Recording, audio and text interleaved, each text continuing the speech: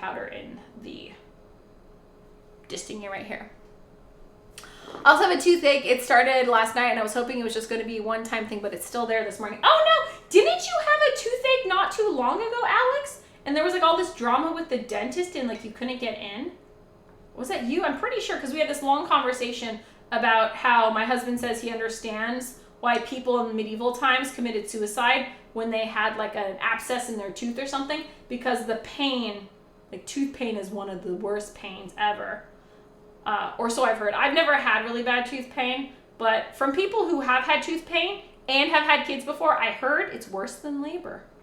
Because it's a different type of pain, and your body doesn't produce all the helpful hormones like labor. Labor, you get a whole bunch of a hormonal cocktail to help you through it, sort of.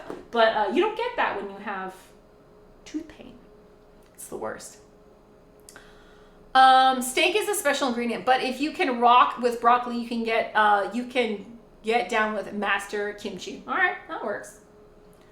That's awesome. I wish I had cool things like that with my grandparents. Unfortunately, my grandma passed away slightly thereafter, but that's like the only memory I have of my grandma, which is, I wish I would have had more. My mom tells me a lot about her though. Apparently I'm very, very much like my Korean grandmother in personality. So my Harmony, she really liked gardening, and she was always in the kitchen, and she would host these big like parties where she would cook for all her friends, and everyone would come over and they would stay up all night and all that stuff. And my mom hates the kitchen, hates cooking. Domestic life is not for her. And she still tells me all the time, like, how are you my daughter? And I was like, I don't know, I'm my grandmother's granddaughter, I guess. So I turned out a lot like my grandma. Very social, likes to have friends over, always cooking, always gardening. Yeah. And then the funniest story that I have about my grandmother, my grandma was actually already passed away. My mom tells this story, or it happened with my mom. So one time, right before I started streaming, my mom was in town, and I had this sudden craving for Korean braised mackerel. But it was a really cold night, and instead of having it like as a side dish or a main dish, I wanted it as a stew. So I took the flavor profile that I had in my head, and I was like, okay, I think it's sugar, obviously mackerel, a little bit of soy sauce, a little bit of sesame oil, gochugaru, like garlic, and then some green onions. I had the idea in my head. I was like, okay, I'm just gonna wing it. So I had canned mackerel, and then I made this dish that I thought was the most ingenious invention ever. So it was like 11 o'clock at night, and I go downstairs and I wake my mom up because she has like a mother-in-law suite downstairs when she's in town. So I wake her up, and or I think she might have been watching a Korean drama, but I was like, hey, you gotta come upstairs. I just invented a new dish and you have to try it. She's like, okay. So she comes upstairs and she eats it. And as she's eating it, she's just nodding her head. And she's like, yeah, tastes just like the way your grandma used to make it. And I was like, what?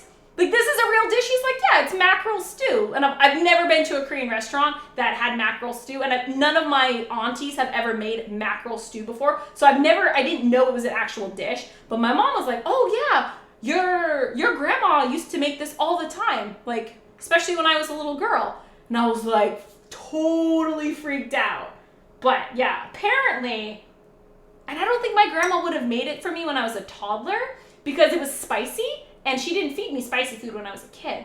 But weirdly enough, I somehow invented mackerel stew that tasted just like my grandma used to make. That's my cute little grandma story. Well, if Oprah said it, then you totally know it's true. All right, Justice Kathy, I have a sensitive nose. It is fine. All right, good. Good to know. Bonding through steak.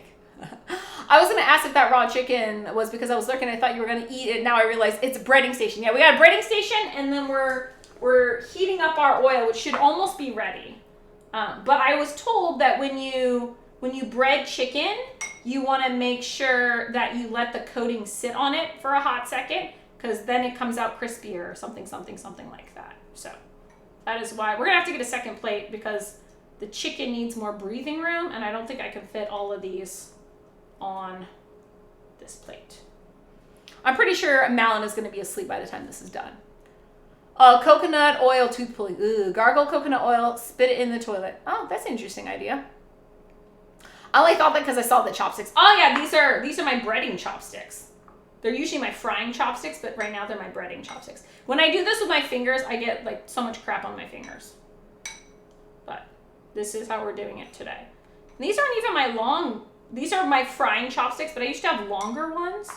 But Jace broke them. He was using them as a tool to get something from behind the couch or under the couch, and he broke my frying chopsticks. All right, then we're gonna need to get a second plate.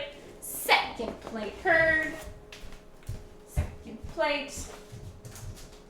And make sure these are nice and crispy. Crispy, crispy, crispy.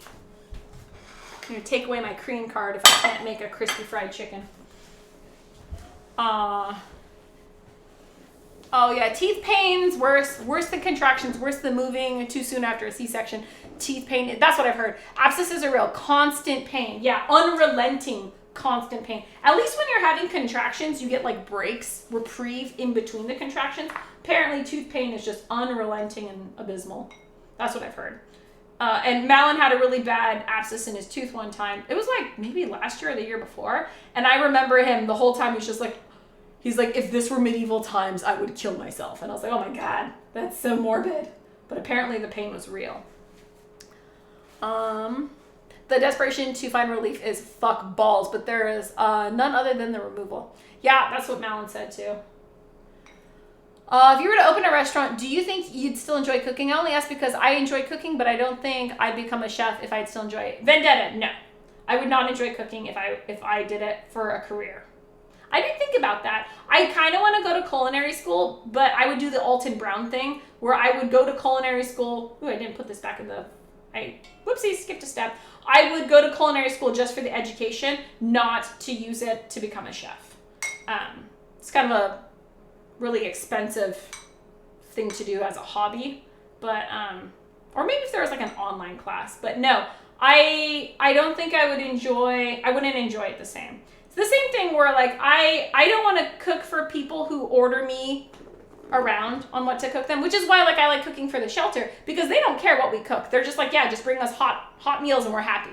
I like that. There's no complaint. There's no, oh, I want this one with onions, I want this one that. You just make food and people are happy. So it's the same reason why I like cooking for friends and family, is just the thought and love of cooking for another person. It's just like a love language. It's just an exchange of happy, good feelings. So I like that. But if I was cooking for someone who had like expectations, I don't think I would enjoy that at all. So no. Cooking is just a fun hobby for me. I don't think I could ever do it as a career. I could, however, manage a restaurant. That's within my skill set. Ordering, purchasing, management in general, that I could do. Would I want to? I don't know. I hear the margins are really tight, and so that might be a really stressful job. I don't think I could do that. Make my mouth would probably make me sick. Oh yeah. My thyroid went crazy after my tooth was pulled. Also, why I think the diagnosis was wrong. Oh, yeah, doctors do make mistakes. Spicy food as a kid makes